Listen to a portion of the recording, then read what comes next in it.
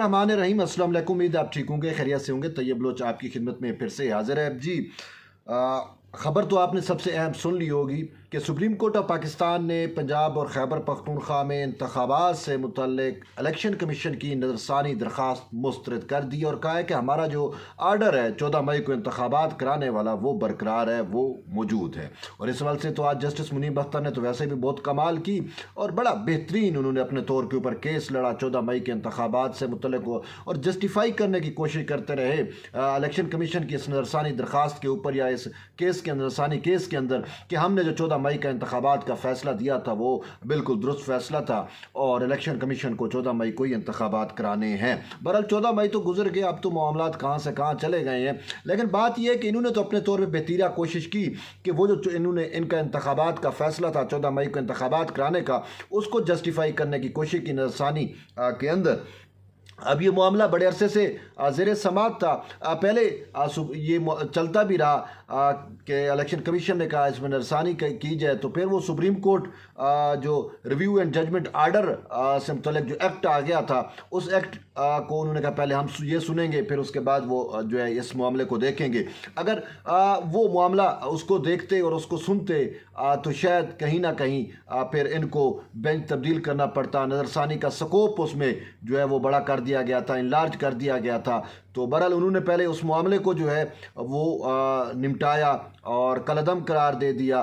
फिर उसके बाद ये नज़रसानी जो है इलेक्शन कमीशन की नज़रसानी की दरख्वास्त लगाई और उसमें फिर से अपने फ़ैसले को बरकरार रखा। तो दरअसल ये फ़ैसला जो है वो फिर इन्हीं 3 जजेस का ही फ़ैसला था। लेकिन इस पर बात ये है कि पहले ही सुप्रीम कोर्ट के 4 जजेस इस फैसले से को जो है मानने से इनकार कर चुके हैं और उन्होंने तो इस पूरी प्रोसीडिंग को जो मेन मरकज़ी केस में प्रोसीडिंग हुई थी उसको ही उन्होंने कहा था कि ये मावराए आइन मावराए कानून प्रोसीडिंग है।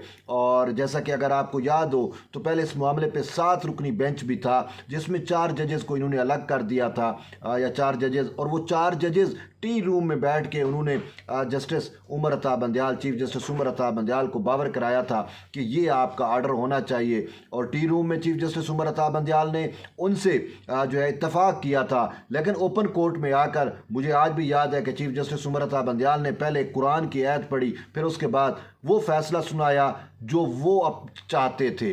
जो टी रूम के अंदर जजेस के साथ डिस्कशन हुई थी वो वाला उसने मामले को जो है बिल्कुल यकसर नज़रअंदाज कर दिया था। तो उसके बाद एक कन्फ्यूजन फैल गई थी 4-3 की। उस वक्त पीडीएम की जो हुकूमत थी वो ये कहती थी कि हम ये 3 जजेस का फैसला माने, क्यों कर माने कि इनके तो अपने 4 जजेस इनके फैसले को नहीं मान रहे। और उन्होंने कहा कि ये फैसला ही गलत दिया गया है कि जो अक्सरियती राय है वो सस्टेन करेगी ना, अकलियत तो सस्टेन नहीं करेगी। लेकिन हमने पाकिस्तान की इस अदालती नज़ीर में एक नया जो है वो मंजर देखा, एक नई चीज़ हमारे सामने आप जुरिस्प्रूडेंस कह सकते हैं कि वो डेवलप हुई कि अकलियत जो है वो अक्सरियत पर गालिब आई और फिर इन्होंने 14 मई को इंतखाबात का फ़ैसला भी दे दिया। लेकिन एक बात ये भी है कि आज तक हमें नज़र नहीं आता कि कभी सुप्रीम कोर्ट ऑफ पाकिस्तान ने जो है वो इंतखाबात का तारीख़ दिया हो। इंतखाबात की तारीख़ देना पुराने कानून में कहीं ना शायद वो सदर का इख्तियार ज़रूर था, लेकिन वो भी मशरूत था कि वज़ीर आज़म की एडवाइस पे उसने तारीख़ देनी है। फिर पार्लिमान ने नया कानून बनाया तो उस कानून के तहत इंतखाबात की तारीख़ देने का इख्तियार मुकम्मल तौर पर इलेक्शन कमीशन को दे दिया गया। लेकिन सुप्रीम कोर्ट का तो कहीं पर जिक्र नहीं है, सुप्रीम कोर्ट का तो कहीं पर वजूद नहीं है इंतखाबी मामलात में कि इंतखाबात की तारीख सुप्रीम कोर्ट देगी। इन्होंने क्या किया था, इन्होंने तारीख भी दी थी, साथ शेड्यूल और वो जो एक इलेक्शन का पूरा प्रोग्राम होता है कि कब कागजात नामजदगी जमा होने हैं, कब इतराज़ात होने हैं और कब फाइनलाइज होना है, कब पोलिंग होनी है, ये पूरा का पूरा जो इलेक्शन कमीशन का इख्तियार है, जो इलेक्शन कमीशन ऑफ पाकिस्तान ने ड्यूटी सर अंजाम देनी है, जो फ़राज़ मनसबी इलेक्शन कमीशन ने अदा करने हैं, वो फ़राज़ मनसबी हमने देखा सुप्रीम कोर्ट ने अदा किए। ठीक है, तो اب ایسی جورسپروڈنس کا ہم کیا کہیں، اور وہ جیسے کچھ کہتے بھی ہیں کہ جب ساسو ماں کا مدر ان لا کا جورسپروڈنس پریویل کر رہا ہو تو پھر اس میں آئین اور قانون کے جورسپروڈنس کی کوئی وقت، کوئی اوقات، کوئی اہمیت نہیں ہوتی۔ اور شاید یہی کچھ ہوا اس 14 مئی کے انتخابات والے معاملے پہ بھی، اور اس کا نتیجہ کیا نکلا؟ کسی نے امپلیمنٹ ہی نہیں کیا، عمل درآمد ہی نہیں کیا۔ بھئی فیصلہ قانون کے مطابق ہوتا، اس میں آئینی تقاضوں کو پورا کیا جاتا تو شاید جو ہے اس پہ امپلیمنٹیشن بھی ہوتی۔ تو جب آئینی تقاضے پورے نہیں تھے تو پھر کیسے امپلیمنٹیشن ہوئی؟ 14 مئی کب کی گزر چکی، نہ پنجاب میں انتخاب ہوا، نہ خیبر پختونخوا میں انتخاب ہوا، اور انہوں نے جو معاملہ کیا، اگر یہ تھوڑا سا بھی حکمت عملی اور دانش مندی اور آئین و قانون کے مطابق چلتے تو اب وہ موقع تھا کہ یہ کہہ دیتے کہ بھائی پورے پاکستان میں اب الیکشن کراؤ، ایک دن الیکشن کراؤ۔ اس ٹائم تمام ادارے ان کو یہی سمجھانے کی کوشش کر رہے تھے کہ ممکن نہیں ہے کہ پنجاب میں انتخابات کرا لیں یا KPK میں انتخابات کرا لیں اور باقی پاکستان میں انتخابات نہ ہوں، اور بعد میں انتخابات جب ہوں گے تو وہ جو KPK اور یہ لوگ آئیں گے یہ جنرل انتخابات پہ پھر اثر انداز ہوں گے، یہ ساری بات۔ اور پھر دوسری بات یہ ہے کہ انہی کی وجہ سے پنجاب میں جو ہے وہ آئینی کرائسس پیدا ہوا۔ اگر یہ سہولت کاری نہ کرتے، یہ آرٹیکل 63A کی تشریح میں آئین کو ری رائٹ نہ کرتے، آئین کو جو ہے وہ دوبارہ نہ لکھتے، تو پھر یہ بحران ہی پیدا نہ ہوتا نا۔ یہ تخت لاہور پر پرویز الہی کی حکومت کس نے بنوائی؟ اسی سپریم کورٹ سے رن آف الیکشن جب تھا پنجاب اسمبلی کا تو اس میں جو ہے وہ تو جیت چکے تھے حمزہ شہباز۔ اگر آپ کو یاد ہو کہ وہ سابق صدر آصف علی زرداری اور چودھری شجاعت والا جو میٹر تھا، اور اس میں پھر جو لیٹر تھا دیا گیا، کاف لیگ کے جو ووٹوں کا معاملہ تھا اس سے دیکھیں، اور بائی بک اور بائی لا دیکھیں تو وہ جو جیت چکے تھے۔ لیکن یہاں پہ جو ہے وہ ایک سے ایک بڑھ کے جو ہے وہ شاید سے جسے سہولت کار کہتے ہیں، سہولت کار ایسے نام تو نہیں پڑا ان کا، یا ہم خیال ایسے نام تو نہیں پڑا، عمران دار ججز ایسے نام تو نہیں پڑا نا، کچھ نہ کچھ تو چیزیں تھیں۔ تو انہوں نے وہ 63A میں جا کے مینوپولیشن کی اور پھر اپنی منمانی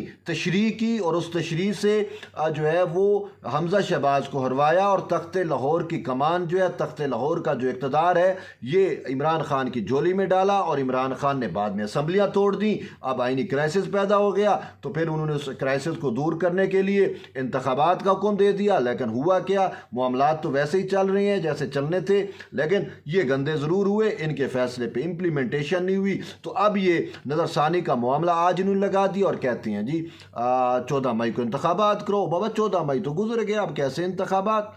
بہرحال اب انتخابات تو ہونے ہیں، اور وہی ہوگا جو شروع میں کہا جا رہا تھا کہ پورے پاکستان میں ایک ساتھ انتخابات ہوں گے، اور 90 روز، مطلب 90 روز کا بھی کمانڈ کا تو مجھے آئیڈیا نہیں ہے، آئینی کمانڈ ضرور ہے، لیکن اس میں بھی کچھ چیزیں آ رہی ہیں کہ کب الیکشن ہونے ہیں۔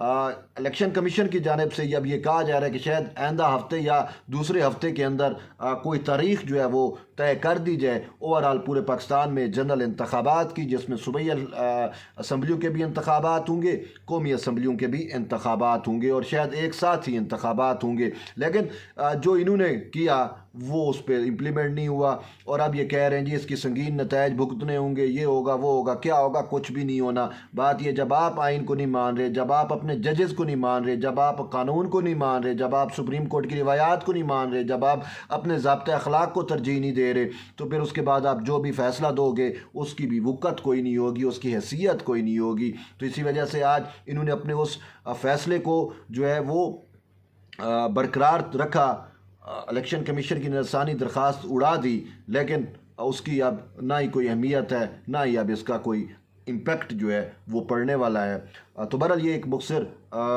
ایک اہم چیز تھی، میں نے کہا آپ سے شیئر کروں۔